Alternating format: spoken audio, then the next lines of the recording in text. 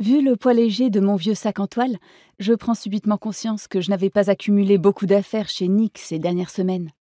Adolescente, ce même sac transportait ma serviette de plage et mon éternelle paire de lunettes de soleil, à la place de mes manuels de cours.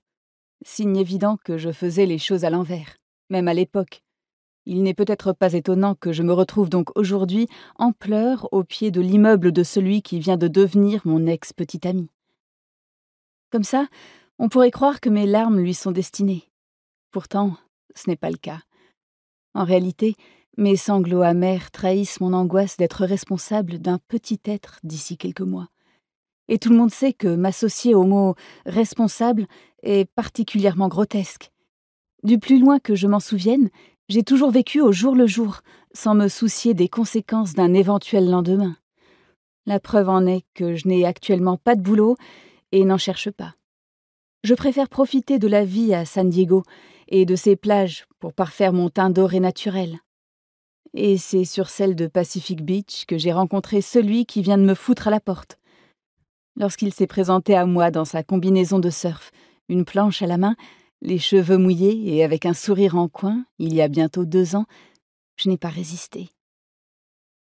Avec le recul, et si je dois être honnête, je réalise que notre couple a perdu de sa complicité de départ depuis quelque temps déjà. Nick a toujours eu le nez dans ses jeux vidéo, tandis que j'avais besoin d'air frais.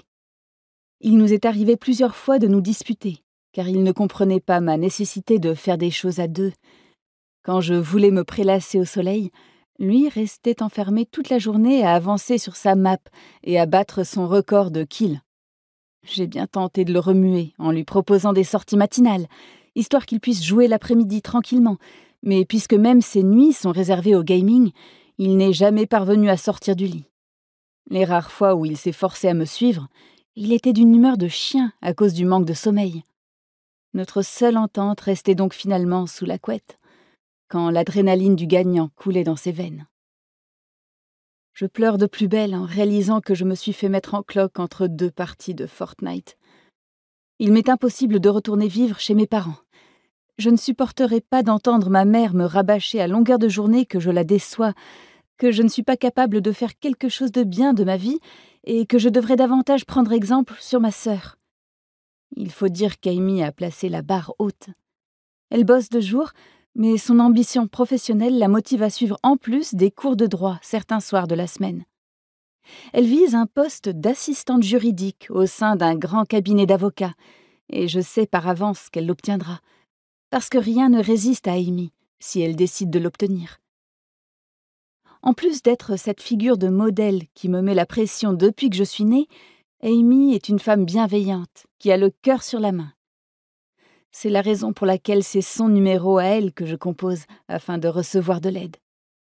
En bonne samaritaine qu'elle est, ma sœur ne me laissera jamais moisir sur ce trottoir, même si je le mérite.